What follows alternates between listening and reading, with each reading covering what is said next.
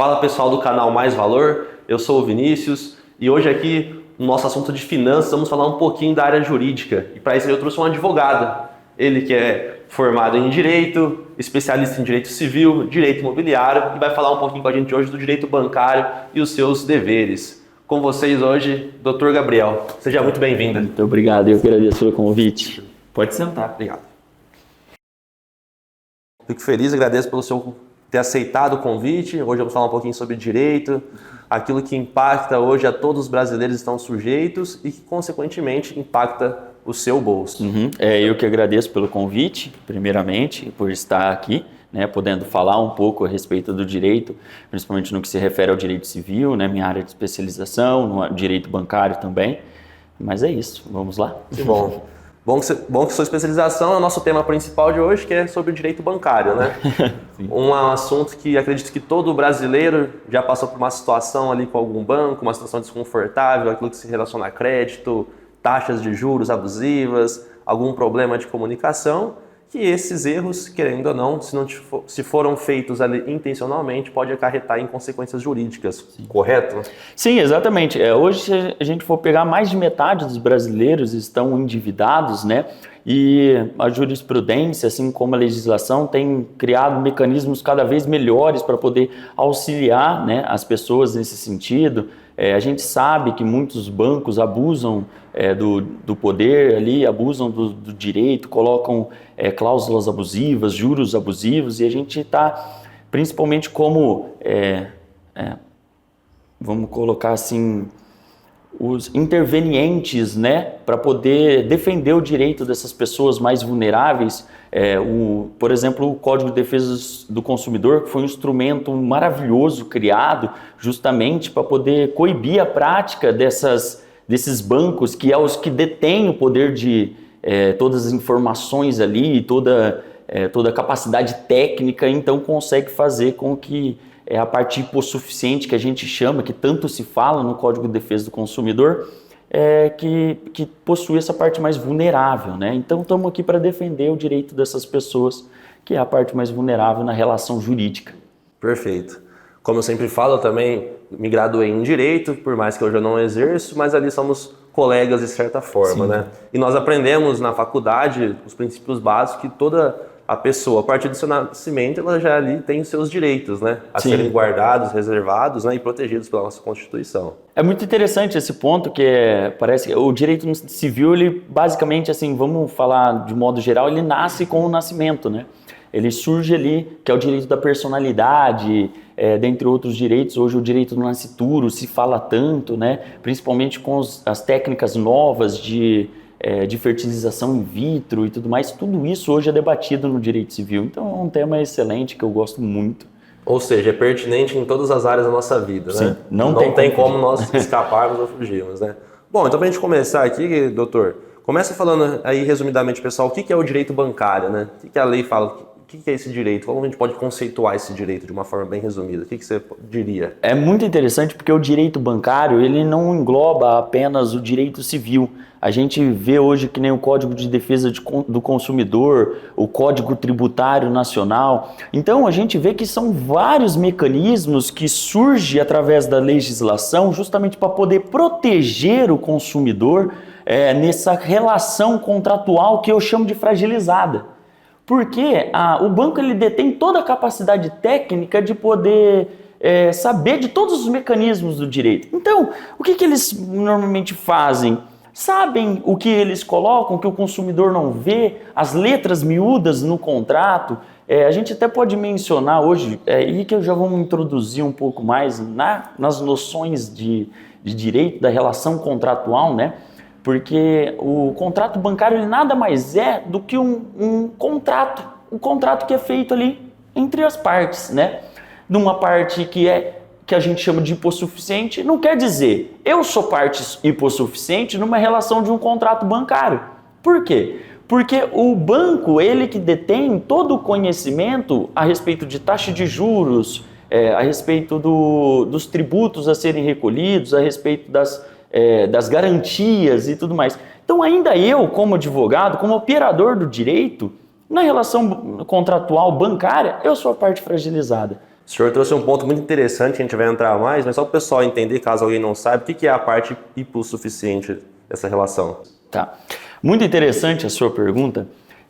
A parte hipossuficiente, ela foi estabelecida pelo Código de Defesa do Consumidor quando há relação de consumo. O que é relação de consumo? É quando existe um consumidor final. A partir do momento que eu contrato um contrato bancário, eu me torno a parte hipossuficiente porque eu sou o consumidor final. O banco, nesse caso, é aquele que detém todo o conhecimento e toda a parte técnica para poder me esclarecer.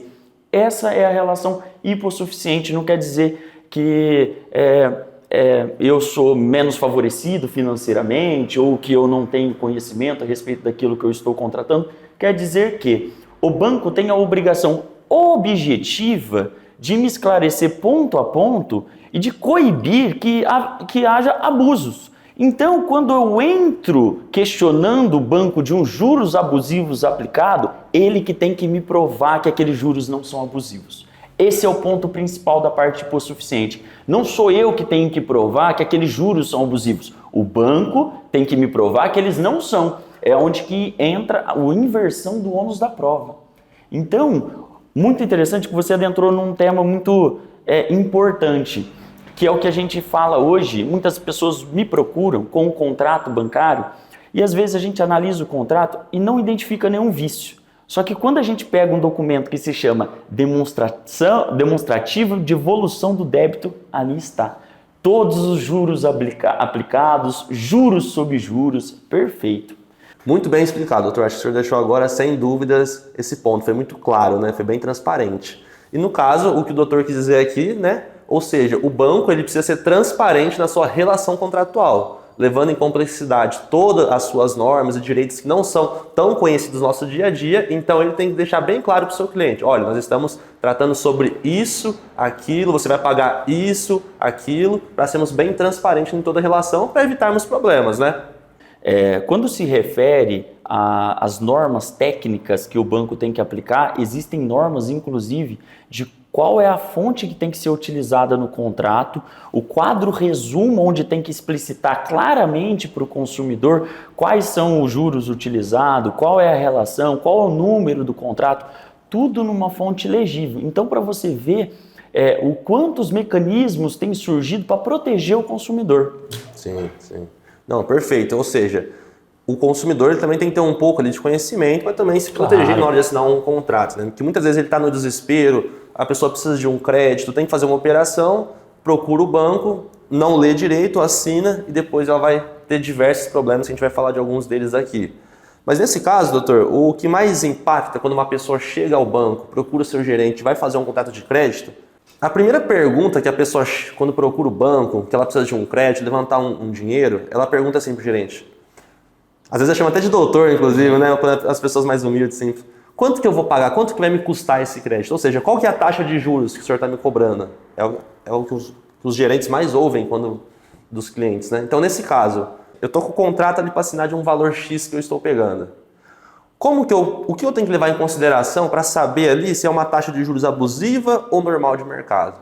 Claro, o banco, ele ganha a partir do spread, como nós já falamos algumas vezes aqui. É uma relação de consumo, é uma relação comercial. O banco ele também precisa ganhar, ele também precisa faturar, vamos dizer assim. E eles cobram a partir de spread de crédito. Ou seja, nós temos a taxa de juros do Brasil e a partir disso, nas relações comerciais, o banco se baseia para emprestar dinheiro aos seus clientes, aos seus associados, né? Claro, dentro da lei, daquilo que se pode na relação comercial. Então eu vou fazer meu empréstimo. Qual é a taxa de juros que eu sei ali, levando em consideração que a gente tem uma taxa de juros no Brasil hoje de 14%, uma inflação ali de 5,5% praticamente? Qual é uma taxa que a gente pode falar assim, essa taxa é legal, essa taxa é abusiva? Ou não tem um número específico, mas tem uma condição que fala, olha, eu acho que essa taxa está abusiva por causa disso, disso, disso. É possível diferenciar só olhando o número da taxa, o valor da taxa, quer dizer? Tem mais alguma coisa que a pessoa pode olhar e falar, não, isso aqui realmente está abusivo, isso não está legal? Muito interessante a sua pergunta. Primeira coisa de se analisar, quando a pessoa procura o gerente tem que esclarecer qual é a taxa de juros aplicada ali. Então, quando a gente observa o contrato, a gente não só analisa a taxa utilizada, a gente tem que todos os aspectos, porque se a gente for verificar no Banco Central, o Banco Central permite taxas altas. Então, o contrato que ele possui uma taxa de juros alta não quer dizer que é um contrato abusivo. A gente tem que olhar os outros elementos. Por exemplo, taxa sobre taxa. Há dois índices. Há índice de correção junto de taxa. Então, isso é uma prática abusiva de um contrato. Quando o gerente ele tem que explicar isso para o consumidor. É uma obrigação, justamente porque que criou-se o Código de Defesa do Consumidor para criar mecanismos para evitar que a parte hipossuficiente não tenha que ter todo o esclarecimento jurídico, mas o básico ela tem que ter. Então é justamente por isso que eu estou conversando com o Vinícius aqui, para que você, parte hipossuficiente nessa relação, consiga olhar um contrato e verificar se há cláusulas abusivas ali ou não, entendeu? Mas, ainda assim, procure sempre um advogado para te esclarecer esse ponto, que há outros assuntos que a gente vai retomar aqui para poder falar como identificar, você consumidor, identificar essas cláusulas abusivas. Ou seja, quando o cliente vai olhar o contrato, ele tem que olhar a taxa de juros ao mês que ele vai pagar e depois comparar com a taxa efetiva final, sim, que é a nossa SET, e ver se o que mais está somando a ela, né? Porque às vezes tipo assim, nossa, vou pagar um empréstimo a 1,5 ao mês, relativamente alto, mas ali vai somar, igual o senhor falou, o índice de correção, mais ali talvez uma inflação e mais a SET final. Então, ou seja, aquele 1,5% virou 4 ao mês. Sim. Então, ele tem que olhar a partir disso, verificar também o prazo, entender o porquê ele está pegando aquele crédito, para ver, como a gente falou, se configura um contrato abusivo, né, ou não. Que, igual você falou, o próprio Banco Central permite certas taxas de juros, né? Mas muito interessante o ponto que o senhor trouxe, né? Também tem outro caso que nós vimos bastante, que é a partir de cobranças de contratos de empréstimo ou de outros produtos, que alguns bancos cometeram algumas irregularidades, que pode falar que são vendas casadas, né? Ou vendas empurradas, os nomes, falando popularmente falando, né? Mas assim, o que configura uma venda casada nesse caso? É muito interessante essa pergunta, porque quando a gente vai contratar um serviço, vamos supor, você vai contratar comprar um celular, né? Quando você vai comprar o celular, você quer aquele celular e ponto. Quando você vai contratar um empréstimo, você quer os 15 mil reais. E o quê? Pagar por aquilo. Então, muitas vezes o consumidor ele vai querendo aquilo, querendo depois quitar aquilo. Acontece que a prática dos bancos, muitas vezes, colocam ali seguros como seguro prestamista, seguro de vida, dentre outros inúmeros seguros que eu já vi realmente em contratos. Então, é isso que o consumidor tem que observar. Além do custo efetivo total do contrato, tem que observar a taxa de juros e os seguros que estão sendo embutidos ali. Essa é uma prática casada, muitas vezes. Por quê? Porque o gerente empurra. Por quê? Está muitas vezes condicionado a metas que ele precisa bater ao mês ali, então ele empurra isso no consumidor. E isso muitas vezes pode levar a práticas abusivas por parte do banco. Perfeito. Ou seja, o problema em si não são os produtos, né? Porque todos esses produtos que você falou são produtos bons, produtos importantes, necessários para a nossa vida no dia a dia, mas muitas vezes as formas que alguns colaboradores, né, não o banco em si, mas alguns colaboradores ali mal intencionados, eles acabam fazendo e cometendo essas inflações de venda casada, e no caso o único lesado dessa relação é o cliente, né? Igual que nós falamos, é a parte hipossuficiente da relação. Sim. Né? E nesse caso, quando acontece esse tipo de situação, que ali o cliente foi lá, né, igual nós construímos aqui, o cliente não tem o conhecimento necessário, ele assina ali muitas vezes um contrato sem saber o que ele está assinando, o resultado disso é um endividamento, um descontrole, não consegue honrar o seu compromisso, né? E ali tem diversas coisas que nós podemos falar sobre. Mas a primeira coisa para tirar a dúvida do pessoal, eu estou devendo para o banco pode me processar? Será que o oficial de justiça vai lá em casa e vou ser preso? Eu estou devendo para o banco, o que acontece primeiramente comigo? Independente ali se o contrato é um contrato legal, um contrato abusivo ou não, estou devendo para o banco. O que o banco pode fazer contra mim? Vamos lá, práticas que o banco pode fazer caso você esteja inadimplente. A maioria dos bancos adota a prática de colocar o nome do inadimplente nos cadastros de proteção ao crédito, como SPC e Serasa. As cooperativas, elas têm a política de executar judicialmente. Elas entram com uma execução contra você para tomar as medidas cabíveis, como a penhora de bens, a penhora de valores que você tem em conta bancária. No entanto, o Código de Defesa do Consumidor permite que você fique por um prazo de 5 anos com o nome nesses cadastros inadimplentes. Se no curso desses 5 anos em que o seu nome está inadimplente, o banco oferecer um acordo, pode ser muito abaixo do valor, com condições de parcelamentos muito boas, e você quitou aquele contrato, o banco muitas vezes mantém o seu nome no órgão interno dele, que comunica entre os bancos e impede que você futuramente consiga um financiamento com outro banco. E aí, o Vinícius vai poder falar um pouco mais a respeito desse cadastro interno do banco, né? O nome, nomenclatura utilizada. Você tem um conhecimento bancário vasto aí, né? Perfeito. Pessoal, o que o doutor acabou de explicar, que está tudo correto, só agora explicando no final ficou um pouco mais claro, né? Você teve ali uma dívida, né? Vamos implicar, você tem uma dívida, você quitou essa dívida no futuro com desconto, né? E você ali tirou seu nome dos órgãos reguladores ali, o Serasa, enfim. A questão é, você realmente, futuramente, você precisa de um crédito novamente. Não é que você nunca mais vai conseguir esse crédito. Esse crédito fica, entre aspas, um pouco mais difícil. Porque o banco, você, ainda mais se for no mesmo banco, o banco tem o seu histórico. Você deveu, você pagou, você honrou, mas você pagou ali com um certo desconto. Isso pode levar o banco a ser mais rígido futuramente para analisar o crédito. Então, nesse caso, se você está nessa situação que você pagou ali uma dívida com desconto e está com dificuldade de conseguir um novo crédito, existem procedimentos extrajudiciais que nós comunicamos ao banco para explicar praticamente, olha, seu banco, lá atrás eu tive realmente dificuldade de pagar meu crédito, não consegui e paguei com desconto. Mas hoje a minha situação mudou. Então, eu tenho aqui um imposto de renda que comprova a minha renda. Eu tenho aqui algum bem para colocar em garantia. Hoje eu tenho essa movimentação em outro banco que prova que, olha aqui, ó, eu ganho tanto, eu gasto tanto, eu consigo honrar esse pagamento. Essas formas, existe um procedimento que a gente manda ali um ofício para o banco, pedindo se caso o seu nome tiver, vamos dizer, entre aspas, uma restrição interna, te dificulta pegar crédito, nós apresentamos as provas, né, que você tem uma renda sólida e capacidade de pagamento, e o banco faz um procedimento que tira o seu nome desse registrado interno no Banco Central. E isso vai facilitar a sua vida de conseguir crédito novamente. Ou seja, não é que você nunca mais vai conseguir um crédito, você vai ter dificuldades, mas ainda assim existem meios legais que você pode fazer para conseguir. Extrajudicialmente e até mesmo judicialmente. Em alguns casos, até judicialmente. Mas o bom do direito bancário, claro, tudo tem os pesos e contrapesos, é isso. Hoje em dia é muito fácil resolver no extrajudicial. Sim. Inclusive é que muitas pessoas não sabem, tá ali com o nome devendo, é difícil, e às vezes o banco não tá, você fala assim, nossa, mas o banco não me ofereceu uma proposta boa para me pagar um crédito.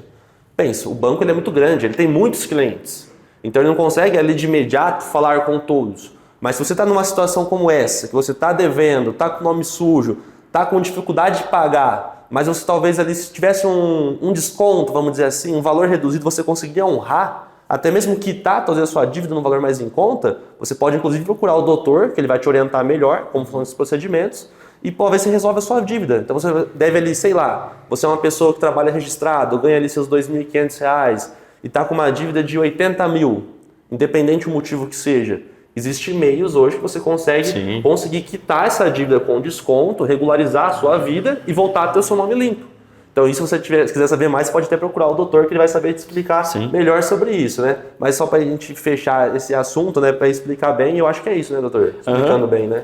Só aproveitando para poder entrar num assunto bem interessante, hoje existe a lei do superendividamento. Esse ponto é muito interessante, porque cada vez mais tem surgido mecanismos para poder auxiliar o povo brasileiro, porque a gente entende que cada vez mais o povo está se endividando. A gente tem uma taxa de endividamento que ultrapassa 50% da população, então o que acontece? A legislação tem surgido alguns mecanismos para poder auxiliar os consumidores a sair dessa situação. Um mecanismo muito interessante foi a lei do superendividamento. O que ela é? Ela é a possibilidade de você solicitar, reunir todos os seus credores. Vamos lá, estou devendo um financiamento bancário de veículo, estou devendo um financiamento do meu imóvel, estou devendo, fiz um parcelamento do meu cartão de crédito e isso está comprometendo a totalidade da minha renda. Hoje você pode entrar judicialmente, até mesmo extrajudicialmente, primeiramente, para solicitar uma suspensão do pagamento por um período. Você faz um planejamento, é claro, procure sempre um profissional, um advogado para poder fazer isso. O advogado vai fazer um planejamento para você de todas as suas dívidas e uma proposta para todos esses credores. Vai reunir todos os credores e pagar uma única parcela. Quando eu posso fazer isso? Em regra, quando a dívida, suas dívidas ultrapassarem 30% da sua renda.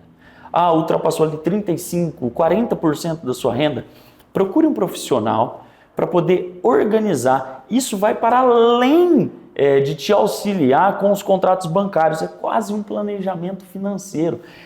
Não consegue a gente andar desatrelado a parte da advocacia com a parte financeira, que é justamente onde o senhor trabalha com muita expertise na parte financeira e vai poder dizer mais, né? Então, eu faço todo esse instrumento de um planejamento para a pessoa fazer essa proposta para os credores.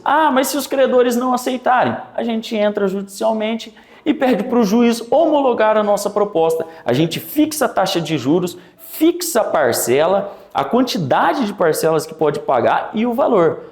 Quer dizer que então, é claro que existem inúmeras regras quanto a isso. A parte técnica vocês deixam para os profissionais e é isso. Exato, a parte técnica tem que ser muito mais avaliada detalhadamente, porque para não cometermos até o erro profissional de falarmos alguma besteira aqui, né? Cada caso é um caso, né? Caso.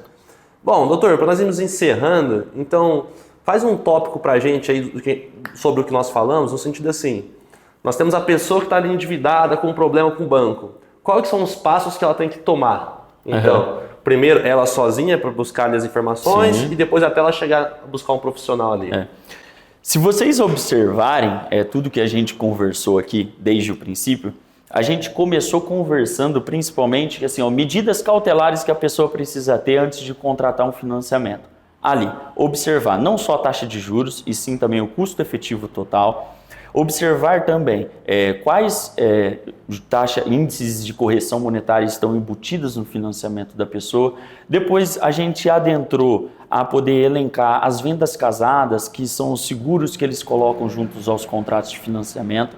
Depois a gente falou sobre a possibilidade de, caso você tenha um contrato de financiamento ali e gostaria de pagar com desconto, ou você está inadimplente com um contrato de financiamento, o que existe de possibilidade? E mesmo você quitando esse contrato, eles colocarem o seu nome em órgãos de proteção internos do banco, a possibilidade de retirar e regularizar essa situação, e até culminar que a gente chama da lei de superendividamento. Você chegou a um número grande de contratos, não está conseguindo honrar com esses contratos porque eles superam muito o valor do seu salário, então são todos os mecanismos. O primeiro é sempre cautelar, verifica as informações que estão no contrato, conversa com o gerente, esclareça ponto a ponto, verifique custo efetivo total, porcentagem, taxa de juros, produtos embutidos naquele financiamento.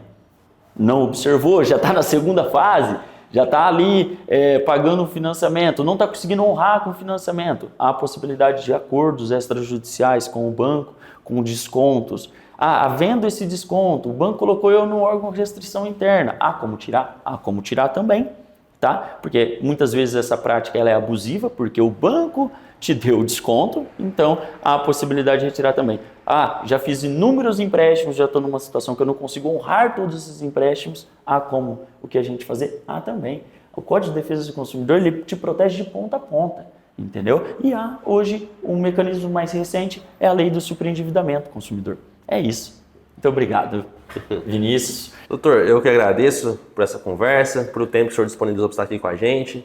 Pessoal, então para a gente fechar, eu acho que é isso. O doutor deixou muito bem claro. Então, se você está numa situação hoje de dívida, está com alguns problemas, seja com o banco ou problemas financeiros, você viu aqui diversas situações onde você precisa da ajuda de um profissional, seja da área jurídica, da área de finanças. Mas o principal ponto, tudo tem um jeito de se resolver. Sim. Não está perdido. A gente pode te ajudar. Basta nos procurar, né? Então, doutor, mais uma vez, muito obrigado. Espero que tenha gostado. Antes de finalizar, eu só gostaria de fazer uma observação. Caso você esteja com um contrato de financiamento em mãos e já contratou e gostaria de saber se é abusivo ou não, junto ao contrato de financiamento, pede o demonstrativo de evolução do débito e procure um profissional da sua confiança para poder te auxiliar, tá? Esses são os pontos. Com certeza. É isso, pode finalizar. Muito obrigado pela observação. Imagina. Então, mais uma vez eu te agradeço pelo seu tempo. Espero que você tenha gostado. Se ficou alguma dúvida, manda a gente. Pode me procurar, pode procurar o doutor também. A gente vai deixar aqui os contatos dele. Mais uma vez, muito obrigado. Espero que você volte mais vezes para a gente falar mais sobre diversos assuntos, porque é um mundo muito vasto de oportunidades, de assuntos e de situações que interferem a vida de todo mundo, né? Uma vida jurídica em dia e regularizada reflete dinheiro no bolso, menos gasto, que é o que todo mundo quer no final das contas. Exatamente. Né? Um bom planejamento, uma boa gestão jurídica, né? Então, mais uma vez, eu te agradeço. Eu que agradeço o convite, muito obrigado. Que isso, foi uma honra. Obrigado mesmo. Obrigado, eu que agradeço.